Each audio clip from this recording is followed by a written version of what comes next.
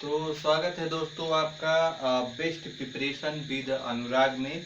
और आज जो हमारा इन्वायरमेंट में जो चल रहा है यानी कि जियोग्राफी का जो लेसन 3 था पूरी तरह से समाप्त हो चुका है प्यारे बच्चों।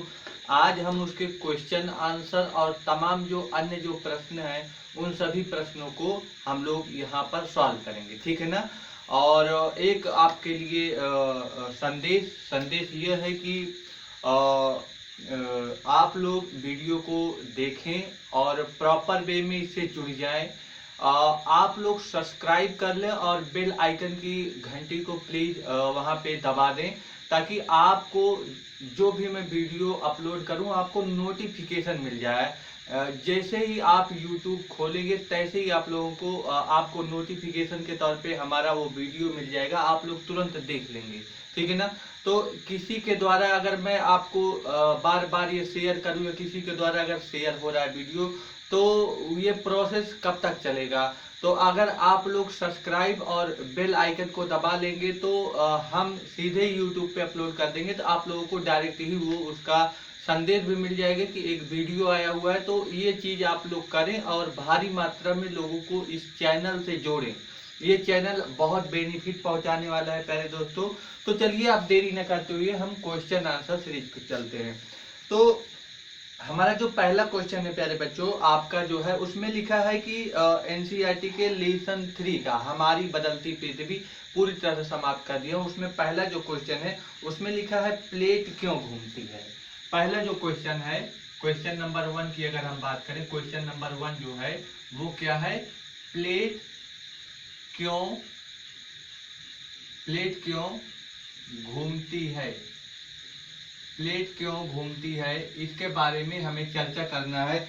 यानी कि पहला ही क्वेश्चन है why do the plate move. अगर अंग्रेजी की बात करें तो इसमें बात किया है why do the plate move.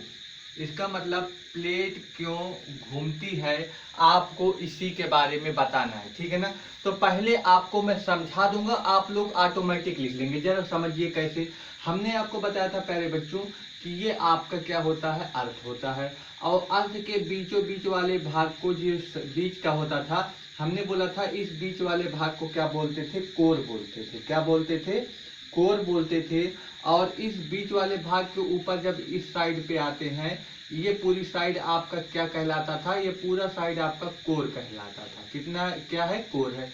Core के जब ऊपर जाते थे प्यारे बच्चों ये वाला जो एरिया है इस एरिया को हमने कहा था कि यह मेंटल है। क्या होता था, मेंटल कहलाता था, ये मेंटल कहलाता था। और इस एरिया को आपको क्रस्ट बोलते थे। क्या बोलते थे, क्रस्ट, जिसको हिंदी में हम भूपर्पटी बोलते थे, भूपर्पटी।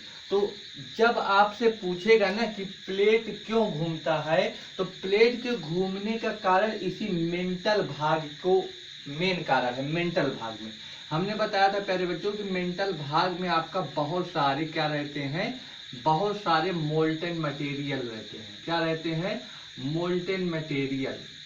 मोल्टेन मटेरियल का मतलब क्या होता है प्यारे बच्चों, आपका द्रवित, मोल्टेन का मतलब क्या, द्रव के रूप में, द्रवित पदार्थ। और वो द्रवित पदार्थ मोल्टेन मटेरियल अगर आप लोग पूछेंगे कि क्या है बताइए उसका नाम, तो उसका नाम होता था प्यारे बच्चों मैग्मा।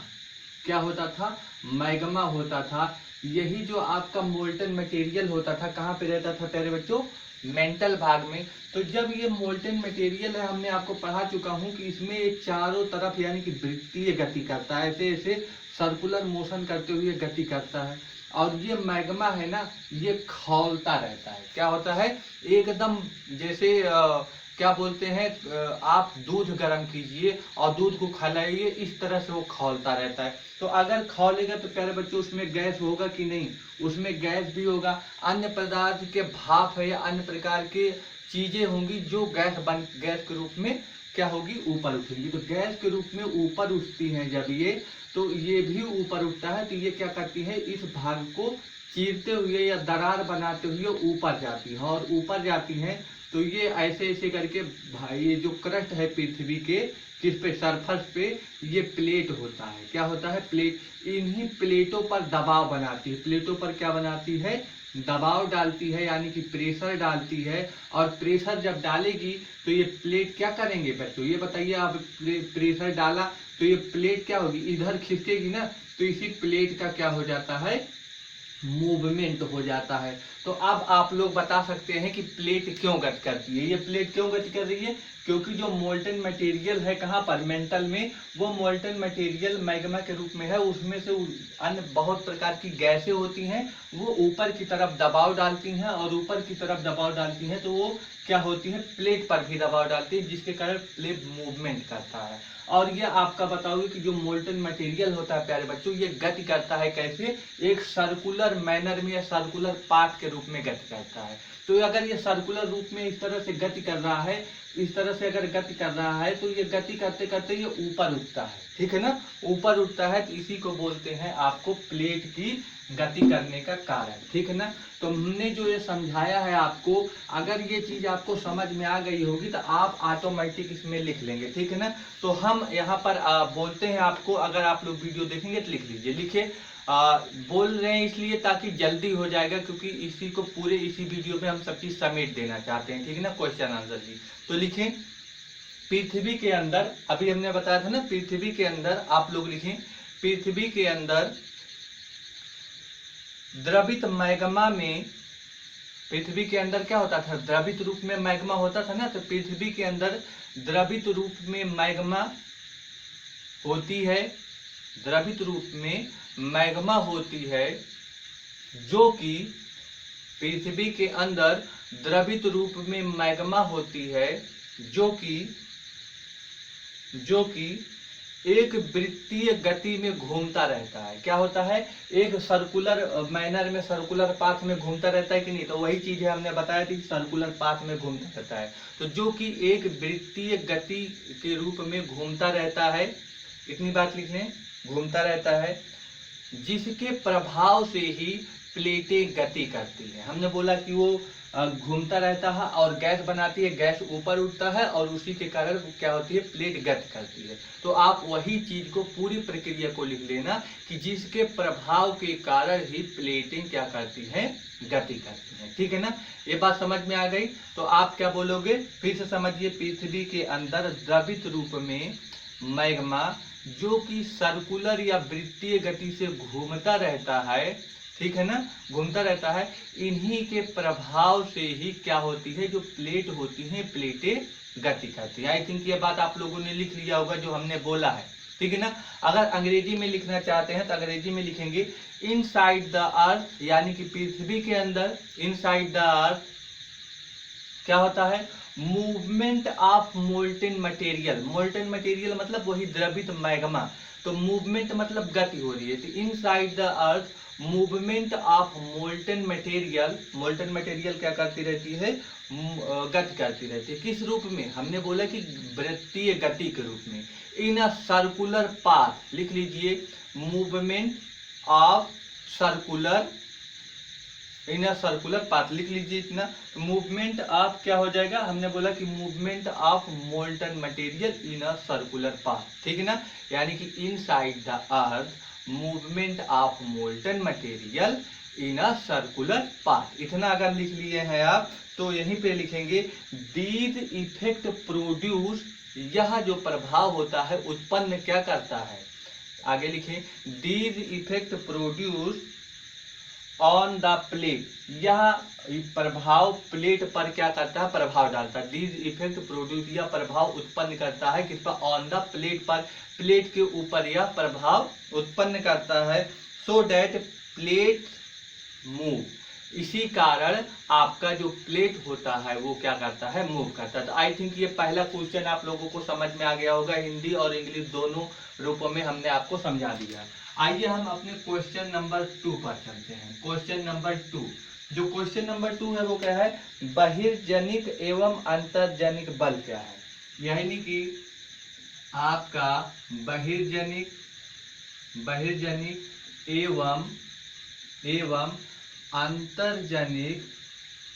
अंतर्जनिक अंतर्जनिक बल क्या है, अंतर्जनिक बल क्या है, इसके बारे में बोला है। बहिर्जनिक का मतलब प्यारे बच्चों एक्सोजेनिक होता है, और अंतर्जनिक का मतलब क्या होता है आपका प्यारे बच्चों, एंडोजेनिक होता है। फोर्स का मतलब है फोर्स। तो यहाँ पर लिख सकते हो, अगर अंग्रेजी वाली बात है तो लिखा होगा व्हाट इज होगा ना, नहीं दो है, एक ये है एक ये, तो आर होगा। तो व्हाट आर क्या, एक्सोजेनिक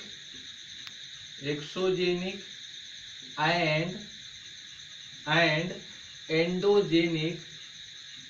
एंडोजेनिक फोर्सेज। यानी कि आपका बहिर्जनिक और अंतर्जनिक जो बल होता है वो क्या होता है। तो बहिर्जनिक बल क्या होता है, नाम से ही पता चल रहा है। अगर हिंदी के शब्द को देखेंगे तो बहिर है और जनिक है। बहिर का मतलब होता है बाहर की तरफ, और जनिक का मतलब होता है लगने वाला बल, लगने वाला क्या होगा प्यारे बच्चों, बल। तो यानी कि हम बोलेंगे पृथ्वी के सरफेस पर या पृथ्वी की सतह पर उत्पन्न होने वाले बल को ही हम क्या बोलते हैं, बहिर्जनिक बल बोलते हैं। जबकि अंतर्जनिक बल को अगर बोलना होगा तो पृथ्वी के अंदर में, जो अभी हमने बोला था कि मोल्टन मटेरियल होता है, हमने बोला था कि ये हमारा अर्थ है, अर्थ के बीच में यह कोर है, यह आपका मेंटल है, और इसमें बहुत प्रकार के मेंटल में क्या होती है, बहुत प्रकार की द्रवित मैग्मा होती है जो गति करती रहती है वृत्तीय रूप में। तो पृथ्वी के अंदर भी तो गति हो रही है, बल लग रहा है। तो पृथ्वी के अंदर उत्पन्न होने वाले बल को क्या कहते हैं, अंतर्जनिक बल कहते हैं। तो बहिर्जनिक और अंतर्जनिक बल समझ में आ गया। यानी कि पृथ्वी के सतह पर उत्पन्न होने वाले बल को क्या कहते हैं, बहिर्जनिक, और पृथ्वी के अंदर उत्पन्न होने वाले बल को हम लोग क्या कहते हैं, अंतर्जनिक बल कहते हैं। ठीक है ना। यानी कि द फोर्सेज, अगर अंग्रेजी में बात करें कि इसके बारे में एक्सोजेनिक फोर्सेज क्या होते हैं, तो आप लोग बोलोगे the forces that works on surface of the अर्थ। यानी कि वह फोर्सेज जो आपका कार्य करे सरफेस ऑन द अर्थ पे। तो the forces that works on surface of the earth that is called exogenic forces. यानी कि this is called exogenic forces. तो आप समझ गए। और एंडोजेनिक फोर्सेज के बारे में अगर बोलना चाहोगे तो आप लोग क्या बोलोगे कि the forces which work inside of the earth, surface of the नहीं, inside of the earth are called endogenic forces. इतनी भी बात आपको समझ में आ गई। दोनों क्वेश्चन हम लोगों ने कर लिया है। तो अब चलते हैं हम अपने आगे वाले क्वेश्चन के सेगमेंट पर कि जो हमारा अगला क्वेश्चन क्या कहता है। तो अगला क्वेश्चन है हमारा है तीसरा। यह बोला है कि अपर्दन क्या है। यानी कि क्वेश्चन नंबर जब 3 पर जाएंगे तो बोला है कि अपर्दन क्या है, अपर्दन क्या है। यानी कि अपर्दन को बोलते हैं इरोजन। तो what is erosion, what is erosion, यानी कि अपर्दन क्या है, अपर्दन के बारे में आपसे पूछ रहा है। तो आप लोग अपर्दन के बारे में हमने 4-5 फैक्टर बताया था आप लोगों को। एक फैक्टर हमने बताया था कि जल द्वारा, यानी कि जल में हमने बोला था यानी कि जो नदी आती थी। फिर हमने दूसरा बोला था पवन के द्वारा। फिर हमने बोला था वहाँ पे तरंग के द्वारा बोला था। और फिर बोला था हिमानी या हिमनद के द्वारा, यानी जिसे हम ग्लेशियर बोलते हैं। यानी कि इसे आप लोग रिवर के द्वारा बोल सकते हैं, इसे विंड के द्वारा बोल सकते हैं, इसे वेव के द्वारा बोल सकते हैं, और इसे आप ग्लेशियर के द्वारा। तो इतनी सारी जो फिनोमिना है, इतनी सारी जो आपके एलिमेंट है, ये सारे एलिमेंट आपका क्या करवाते हैं, अपर्दन करवाते हैं। ठीक है ना। और हमने सभी के वर्क जो है आपको बेहतर तरीके से बताया है। तो अपर्दन तो आप इरोजन तो लिख ही लेंगे। इरोजन में क्या करेंगे, कहेंगे धरती या पृथ्वी के धरातल पर, ये हमारा जो पृथ्वी है, इस पृथ्वी का जो धरातल है, इसी धरातल पर ये सारी घटनाएं होंगी। तो बोलेंगे पृथ्वी के धरातल पर या पृथ्वी की सतह पर जल द्वारा, पवन द्वारा, तरंग द्वारा, या किसके द्वारा प्यारे बच्चों, हिमानी के द्वारा जो विभिन्न प्रकार के घटक हैं, ये जो विभिन्न प्रकार के प्राकृतिक घटक हैं, इन्हीं घटकों के द्वारा होने वाले क्षय को, इन्हीं घटकों के द्वारा होने वाले क्षय को हम लोग क्या बोलते हैं, अपर्दन बोलते हैं। तो आप लोग क्या कहोगे, पृथ्वी की सतह पर, पृथ्वी की सतह पर, पृथ्वी की सतह पर, पृथ्वी की सतह पर क्या होगा, ये सारी चीज होंगे, जल द्वारा, पवन द्वारा, तरंग द्वारा और हिमानी द्वारा, यानी इनके द्वारा ये क्या है, विभिन्न प्राकृतिक घटक हैं। तो विभिन्न प्राकृतिक घटकों द्वारा होने वाले क्षय को, होने वाले किसको, होने वाले क्षय को ही हम लोग क्या बोलते हैं प्यारे बच्चों, अपर्दन बोलते हैं। तो इतनी बात अगर आपको समझ में आ गई है ना, तो लिखेंगे, क्या लिखेंगे, the wearing away. Wearing away का मतलब होता है क्षय होना। क्षय होना का बोलते हैं wearing away, wearing away, wearing away यानी कि क्षय होना। कहाँ पर क्षय हो रहा है, कहाँ पे, आपका जो आपका ये भूखंड है, यानी कि जो आपका लैंडफॉर्म है उसी स्थलाकृति पर ये क्षय कहाँ होगा, पृथ्वी की सतह पर। तो bearing away on the surface of the earth, on the surface of the earth, surface of the अर्थ।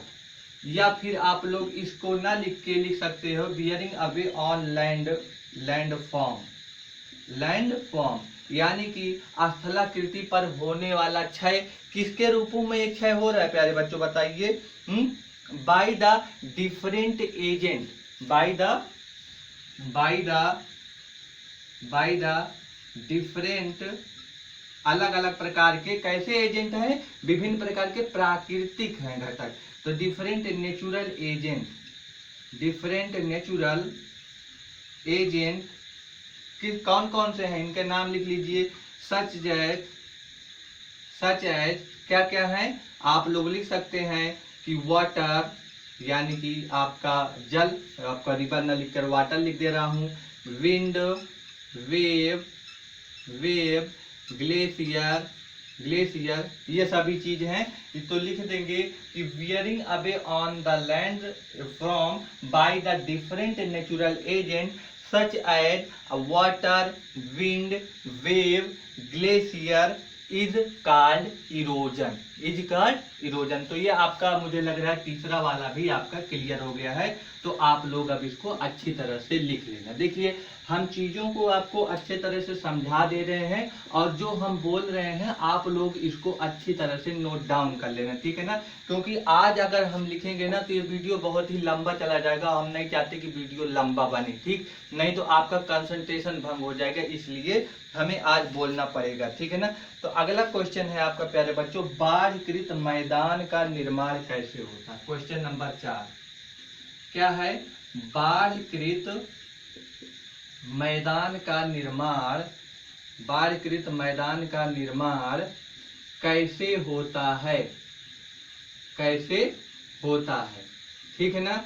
यानी कि जो आपका बाढ़कृत मैदान का निर्माण कैसे होता है, यानी कि how are flood plain formed, लिख सकते हैं आप लोग, हाउ आर जो फ्लूड होता है यानी कि बाढ़, फ्लूड प्लेन यानी कि बाढ़कृत जो मैदान होता है वो कैसे फॉर्म होता है, वो कैसे फॉर्म्ड होता है। तो यही आपका क्वेश्चन है कि how are flood plain formed, कैसे होता है। तो हमने आपको प्यारे बच्चों बताया था, क्या बताया था कि हमने बोला था कि मान लीजिए यह एक आपका स्थल है और यहाँ पर इस तरह से आपका क्या बह रहा है, नदी, यहाँ पर आपका क्या बह रहा है, नदी बह रहा है। और हमने बोला था कि अगर ये नदी बह रहा है तो ये इधर का और इधर का जो बीच का क्षेत्र है ये आसपास का क्षेत्र है। क्या है प्यारे बच्चों, आसपास का कैसा क्षेत्र है, सीमावर्ती क्षेत्र है, आसपास का सीमावर्ती क्षेत्र है। तो जब नदी का जल, ये है क्या प्यारे बच्चों, ये नदी है,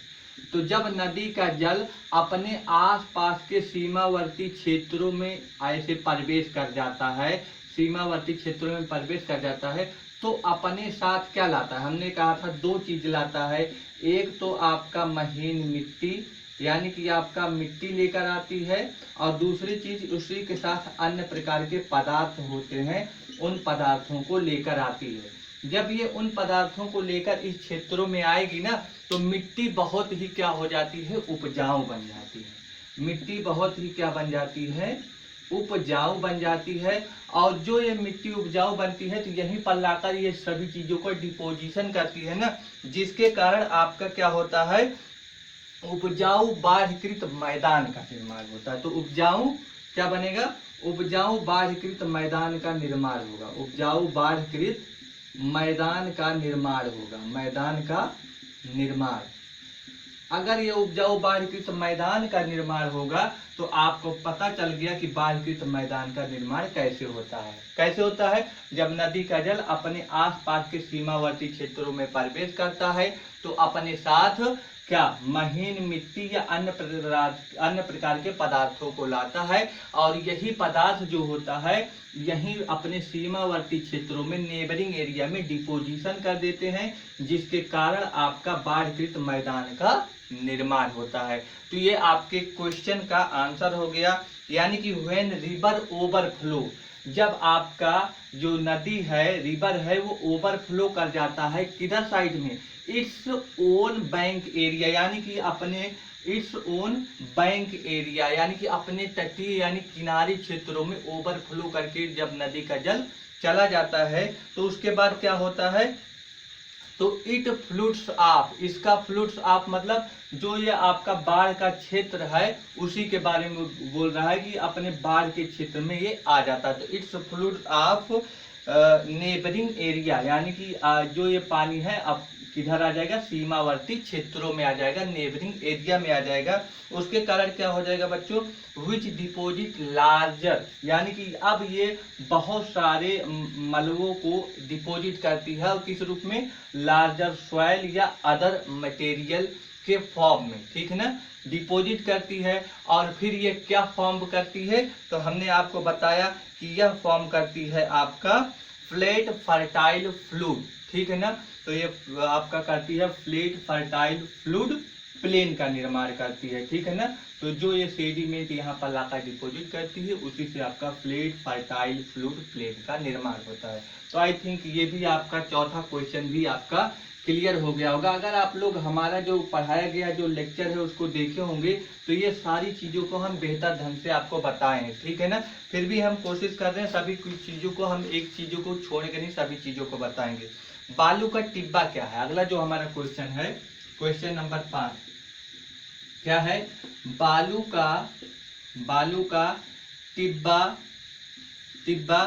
क्या है, बालू का टिब्बा क्या है, यही आपका शायद क्वेश्चन है। हाँ, यानी कि व्हाट आर सैंड डून्स, आपका जो क्वेश्चन पूछा गया है क्या है, व्हाट आर क्या, सैंड डून्स, सैंड डून्स। आपका बालू का टिब्बा पूछा गया है कि बालू का टिब्बा क्या होता है। तो हमने ये बताया था प्यारे बच्चों, रेगिस्तान के लेकर बात बताया था कि रेगिस्तानी एरिया में जब भी आपसे पूछा जाएगा तो जब हवाएं तेजी से चलती हैं, क्या होती हैं, हवाएं जब तेजी से चलती हैं तो उस हवाओं के चलने पर क्या होता है, आपके जो महीन मिट्टी होती हैं या उसके अन्य प्रकार के जो कण होते हैं वो भी तेजी से उसी के साथ चलते जाते हैं। यानी कि और जैसे ही हवाएं रुकती हैं, जैसे ही आपकी हवाएं क्या होती हैं, रुकती हैं, तो जो वो सभी मटेरियल थे, महीन प्रकार के जो बालू के कण थे, वो क्या होती है, उसी स्थान पर गिर जाती है, उसी स्थान पर क्या हो जाती है, गिर जाती है, जिसके कारण से क्या होता है, एक आपका छोटा सा पर्वतनुमा आकृति बनता है। एक क्या होता है, छोटा सा यानी कि स्मॉल क्या होता है, पर्वतनुमा आकृति बनती है, पर्वतनुमा क्या होती है, आकृति बनती है। और इसी पर्वतनुमा आकृति को हम लोग क्या बोलते हैं, बालू टिब्बा, बालू का टिब्बा बोलते हैं, यानी कि सैंड डून्स बोलते हैं। तो सैंड डून्स की अगर बात आएगी तो आप लोग बता देंगे ना, क्या बोलेंगे कि बोलोगे जो आपका लो हिल बनती है, छोटा पर्वत लो हिल बनती है, वो कैसे बनती है, तो आप लोग बोलेंगे कि लो हिल लाइक स्ट्रक्चर फॉर्म, आपका छोटा पर्वत नुमा की जो आकृति होती है वो बनती है किसके कारण? तो आप लिखेंगे ड्यू टू डिपोजिशन ऑफ, किसके कारण? ड्यू टू डिपोजिशन ऑफ किस चीजों की? जो सैंड होती है, जो हमने बताया आपका मिट्टी या अदर मटेरियल। तो due to deposition of sand and other material, एक स्थान से दूसरे स्थान पे जाती है ना other material, one place to another place, goes one place to another place and wind are stopped, then these particle falls down and form small hill is called sand dunes. वो क्या कहलाती है? सैंड डून्स कहलाती है। तो ये भी हमने बालू का टिब्बा जो होता था प्यारे बच्चों, इसको भी हमने अच्छी तरह से बता दिया, ठीक है ना। आप लोग समझ गए होंगे, यानी कि low hills like structure form due to किसके कारण? Deposition of sand and other material, ठीक है ना, उसी के कारण। और ये जो है तो जाती है goes one place to another place and wind are stop, then these particle fall down and formed small hills that is called sand dunes. ये आपका क्या कहलाएगा? सैंड डून्स कहलाएगा। अब आते हैं अपने नेक्स्ट क्वेश्चन पे, समुद्री पुलिन का निर्माण कैसे होता है। अगला क्वेश्चन है आपका क्वेश्चन नंबर 6। क्या है? समुद्री पुलिन का निर्माण कैसे होता है? समुद्री पुलिन का निर्माण कैसे होता है? तो समुद्री पुलिन को क्या बोलते हैं प्यारे बच्चों? यहाँ पे बोलते हैं बीचेज। तो यानी कि how are beaches formed, how are जो आपका बीचेज होता है, बीचेज फॉर्म्ड, किस तरह से यह बनता है, हमको ये बताइए। कि जो समुद्री पुलिन होता है, यानी कि जो आपका समुद्र का किनारा होता है ना, कहते हैं ना बीच पर चलते हैं घूमने, उसी का हिंदी समुद्री पुलिन होता है। और बोलता है कि समुद्री पुलिन का निर्माण कैसे होता है। तो हमने बोला था कि जो आपके प्यारे बच्चों समुद्र होता है, समुद्र होता है, उस समुद्र में जो बहुत सारे मटेरियल होते हैं, जो मलबे होते हैं, वो आपके वेव के फॉर्म में जो लहरें किनारे आती हैं, उसी के साथ किनारे आ जाते हैं। और सेडिमेंट क्या होते हैं? सेडिमेंट वही आपका किनारे पर क्या होते रहते हैं? डिपॉजिट होते रहते हैं। और डिपॉजिट होंगे तो बताइए, वो जो आपका बालू के रूप में या अन्य पत्थरों के रूप में जो आपके स्टोन के रूप में आता है, किनारे इकट्ठा होता जाता है, और उसी को आगे चलकर वो क्या बन जाता है? आपका समुद्री पुलिन बन जाता है। इसी तरह से आपका समुद्री पुलिन का निर्माण होता है। तो आप लोग लिखें, जब समुद्री तरंगे किनारों पर, जब समुद्री तरंगे, ये देखिए समुद्री तरंग है ना, तो आप लोग लिखेंगे, क्या लिखेंगे? जब समुद्री तरंगे किनारों पर अवसाद, जब समुद्री तरंगे किनारों पर अवसाद जमा करती है, तो वही समुद्री पुलिन का निर्माण होता है। अवसाद जमा करती है तो वहीं पर समुद्री पुलिन का निर्माण होता है, ठीक है ना। लिख लीजिए, सी वेव्स डिपोजिट सेडिमेंट्स, जो आपका सी वेव होगा, समुद्री तरंग होगा, डिपोजिट्स करेगी क्या? सेडिमेंट्स, यानी कि अवसाद को। तो sea wave deposits sediment along the shore, यानी कि अपने समुद्र के किनारों पर, along the shore which leads to the formation of beaches, तो वह आपका क्या निर्माण करती है? बीचेज का निर्माण करती है। तो समुद्री पुलिन और बीचेज का निर्माण कैसे होगा, ये आप लोग समझ गए। समुद्री तरंगों के द्वारा होता है। समुद्री तरंगे मलबे लाकर किनारे सतहों पर इकट्ठा करती है, वहीं से आपका समुद्री पुलिन या बीचेज का निर्माण होता है। अगला क्वेश्चन है आपका, चांप झील क्या होता है? क्वेश्चन नंबर 7 है, क्या है? चांप झील क्या होता है, ठीक है ना। चांप झील को बोलते हैं ऑक्सबो। तो व्हाट इज ऑक्सबो लेक, ठीक है ना। ऑक्सबो लेक्स क्या होता है उसी के बारे में बताना है। तो समझ, हमने आपको बताया था जब नदी क्या होती है मैदानी एरिया में विसर्पाकार रूप में चलती है, इस तरह से मिनांडरिंग शेप में जब चलती है तो वो विसर्पाकार चलने के बाद जो उसके विसर्प होते हैं, विसर्प के ऊपर क्या होता है आर्क लाइक स्ट्रक्चर होता है, ठीक है ना, यानी कि अर्ध मून आकार का जो स्ट्रक्चर होता है उसे ही हम लोग क्या बोलते हैं, उसे ही हम लोग बोलते हैं लूप। और वह लूप जो होता है फिर बाद में नदी कटती जाती है और वह लूप दूर होती जाती है नदी से, यानी कि नदी दूर होती जाती है लूप से। और एक समय ऐसा आता है प्यारे बच्चों जब नदी लूप से दूर हो जाती है और जो अलग प्रकार का फिर वो लूप बनता है उसमें एक पानी इकट्ठा रहता है और वो झील बन जाता है, उसी झील को बोलते हैं ऑक्सबो लेक, ठीक है ना। तो ये चीज आपको समझ में आ गया है तो लिख लीजिए, नदियां मैदानी भागों में प्रवेश कर, नदियां मैदानी भागों में प्रवेश कर मोड़ वाले मार्ग पर, नदियां मैदानी भागों में प्रवेश कर मोड़ वाले मार्ग पर बहने लगती हैं, मोड़ वाले मार्ग पर बहने लगती हैं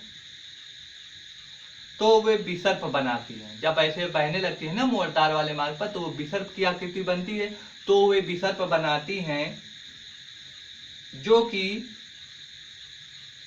कि समय के साथ विसर्प जो होता है लूप नदी से कटती जाती है, समय के साथ विसर्प जो होता है लूप नदी से कटती जाती है और एक झील का निर्माण होता है, जिसे चाप झील कहते हैं, और एक झील का निर्माण होता है जिसे चाप झील कहते हैं। अंग्रेजी में लिखिए, due to continuous erosional deposition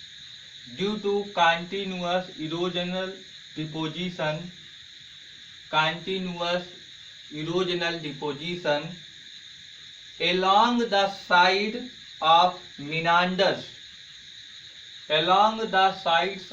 meanders,